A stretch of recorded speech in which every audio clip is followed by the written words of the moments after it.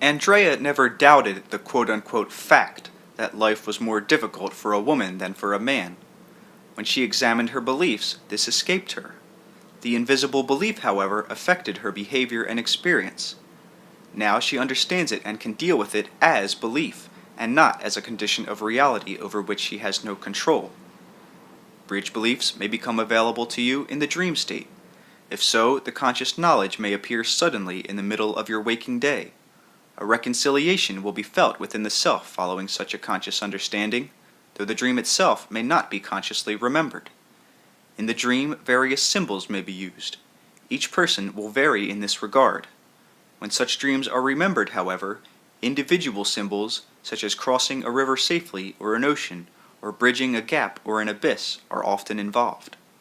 At such times, there can also be strong emotional content, as of finally triumphing over psychological chaos, or even of rising from the dead. You can suggest to yourself the emergence of such bridge beliefs. The conscious idea itself represents a statement of intent. Various core beliefs, not well assimilated, will give you conflicting self-images.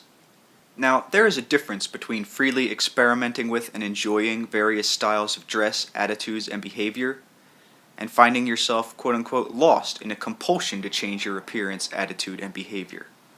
The latter usually involves contrary core beliefs that are alternately pulling you one way and then the other. Usually exaggerated opposing emotions will also be apparent. Once you understand this, it is not difficult to look at your beliefs to identify these, and to find a bridge to unite the seeming contradictions. Since this book was begun, Rupert has been working with his beliefs, and using methods in his own way, as every reader must. When we began, he found it difficult to believe that so many answers were available in the conscious mind, and was astonished as he proceeded to discover that this was the case. I will use him here as an example to some extent, to show how a bridge belief appeared to assimilate what seemed to be diametrically opposed ideas. The same procedures will operate regardless of the particular beliefs held. Rupert is determined, persistent, stubborn, with great energy, creative, intuitive, and endowed with excellent flexibility of consciousness. He built his life around the core belief in himself as a writer. Through his belief, he viewed all of his experience, correlating it. He encouraged those impulses that furthered it, and impeded those that did not. Now, because of this particular temperament, he put all of his eggs in one basket, so to speak. Those of you who do the same thing will see yourselves in one particular way, whatever it is. You will primarily organize your experience along definite lines. It may be your sex role or your professional role. You may see yourself as a mother or a father first of all, or as a teacher, an editor, or as a man's man. You will, however, emphasize one certain quality above all others, your athletic nature, your spiritual bent, whatever it may be. Now, such concentration is excellent if the original concept continues to expand with your experience, and of itself is not limiting to a strong degree. You may see yourself primarily as a mother. Initially, that may simply involve taking care of your children at home. But if that idea of yourself remains limited, then it may preclude, say, even being a wife to your husband, deny you many complementary interests, and prevent expansion of your personality in other areas. In the same way, if your core belief stresses your spirituality to such an extent that it cuts off needed sensual expression, then it has become restrictive and will end up strangling even the spiritual experience that it was originally meant to express. As he worked with his beliefs, Rupert found himself in a position where he came face to face with two conflicting core beliefs. His quote-unquote writing self followed one belief, in which writing certain material was permissible and good. He had schooled himself to refute any imposing impulses, and built his life along those lines from a young age. With the initiation of psychic experience, he found himself wanting to write about what happened to him, and to use the material creatively. The previous beliefs in himself as a writer, however, clashed with these new urges because he did not consider anything but fiction as the work of a writer, except for poetry. He proceeded to make two divisions in his life, one quote-unquote psychic, and the other quote-unquote the writing self. The writing self looked askance at any creative material that did not come from the kinds of inspiration with which it was previously familiar. It insisted that other creative material come outside of Rupert's 5-hour writing day. These beliefs generated their own emotions, of course, so that Rupert would become angry when thought of as a quote-unquote psychic by others. The same kind of dilemma can arise in any reader's experience whenever two strongly conflicting core beliefs meet. Rupert also believed in psychic work, you see, and was fully committed to it. He developed some physical symptoms, and following through with his beliefs, he is working them out on his own. He saw for himself how they perfectly mirrored his inner image of himself. I gave him helpful information, but this could only be used by him as he felt it for himself, and traveled through his own system of beliefs. When you understand the nature of reality and your part in forming it, then you can no longer look to others to solve your problems for you, and you realize that your own beliefs are the rich creative elements that you yourself must mix and match. If you think that certain foods will help you, then they will be effective in that system, because of your beliefs. If you believe in doctors, then they will help you. If you believe in healers, then they can help you, but all of those aids are only temporary at best. Rupert was in a position where he realized that. He accepted the fact that he formed his own reality, and that there were physical aspects of it that disturbed him deeply. He also understood that he could not use me as a crutch. Dialogues is now a book just completed, but it also represented a movement of the self through a question and answer format, through which Rupert recognized and faced many diverse beliefs. Each reader can utilize the same method, whether or not artistic achievement is also involved, through objectifying personal beliefs in a dialogue form.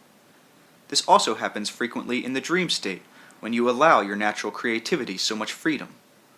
Often, there are dreams in which quote-unquote you are two separate people, either strangers or familiar, each asking questions of the other. The day Rupert received the quote-unquote advance information on bridge beliefs, the obvious suddenly became clear. The writing self was finding itself more and more hampered, unable to use excellent material because of its limited beliefs. It focused so defensively on its own material that it was hampering its flow of creativity, while the quote-unquote unacceptable aspects of Rupert merrily went on creating other books, not even including my own. Rupert found himself bargaining with the early writing self, and suddenly said, "What am I doing?" His core belief in himself as a writer, he saw, was really highly constrictive. He had not realized that before. At the same time, he had consciously known it, but allowed it to remain invisible. He realized that the writing and psychic aspects each did want to write, and that this was the bridge belief. Using it, he is only now in the process of assimilating the newly available energy. He understands that he is the self who holds all of those beliefs, and does not identify so completely with the one core belief any longer. That association was what had prevented its natural motion and expansion earlier. The original belief meant that he considered his reality in mental terms, generally identifying a writer with ideas, and using his body as a vehicle, rather than thinking of it as the living organism through which creaturehood experience must come. So this evening the senses were allowed their freedom, but the experience was magnified by his psychic sensitivity. If you consider yourself primarily physical, then you may, in line with your beliefs, impede your spiritual or emotional aspects. In that case, working with your beliefs will lead you to greater experience along mental and spiritual paths. But all are interconnected, and you cannot ignore one except at the expense of others. Now, Rupert also saw that he believed he had to justify his existence through his writing. This because he did not trust the basic right of his being as it existed, and does, in space and time. These old beliefs had not caught up to his newer ones. The same artificial need to vindicate being is present in many of my readers, and various core beliefs may be built up to hide this inner insecurity. You may, quote-unquote, justify your life by biological creativity, and then latch on to your children and never want to let them go. You may use your career instead. But in all cases, you must come to grips with such unnecessary ideas, face the reality of your creaturehood, and see that you certainly have as much of a place in the universe as a squirrel, an ant, or a leaf.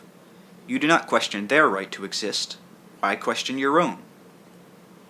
Now, when you allow your emotions their natural spontaneous flow, they will never engulf you, and always return you refreshed to quote-unquote logical conscious mind thought. It is only when you dam them up that they appear to be opposed to the intellect or overwhelming. It is of the utmost importance, however, that you understand the power and directing nature of your conscious mind, for otherwise you will believe yourself to be forever at the mercy of conditions and situations over which you feel you have no control. Again, while the conscious mind is meant to direct the flow of your experience through your beliefs and to materialize them, the actual mechanics are taken care of automatically by other portions of the self. You must indeed trust that your new beliefs will work as completely for you as your old ones. It may seem that your religious beliefs have little to do with your health or with your day-to-day experience. Those of you who have left organized religions may feel relatively free from what you consider to be the adverse connotations of original sin and the like. Yet no one is free of belief of any kind in that area. Indeed, a belief in atheism is a belief. In the next chapter, let us consider more closely your ideas about good and evil, the morality of the self, and examine the ways in which your ideas are reflected in your lives. End of chapter.